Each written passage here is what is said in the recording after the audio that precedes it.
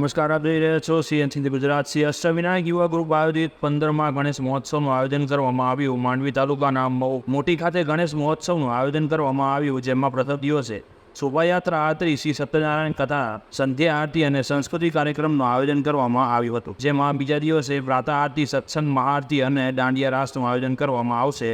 તેમજ ત્રીજા દિવસે પ્રાતઃ આરતી, મહાઆરતી અને ગણેશ વિસર્જન પણ કરવામાં આવશે. શ્રી અષ્ટવિનાયક યુવા ગ્રુપ દ્વારા આયોજિત આ ત્રિદિવસીય ગણેશ મહોત્સવમાં ભાવિ ભક્તોએ બહોળી સંખ્યામાં લાભ લીધો હતો. આ કાર્યક્રમમાં સ્થાનિક લોકો દ્વારા સારો એવો સાથ સહકાર પણ મળતો રહ્યો છે. આ તહેવારનો મુખ્ય હેતુ એ છે કે ભાઈચારો અને એકતા અને સાંસ્કૃતિક જળવાઈ રહે. આ કાર્યક્રમમાં જે પણ ડોનેશન કરવામાં આવે છે એ ગાયોના ચારા માટે અને પક્ષીઓના ચરણ માટે તેમજ કૂતરાઓના રોટલા માટે વાપરવામાં આવે છે. રિપોર્ટર રમેશભાઈ ભાનુશાલી, નલિયા, આપણા કચ્છ.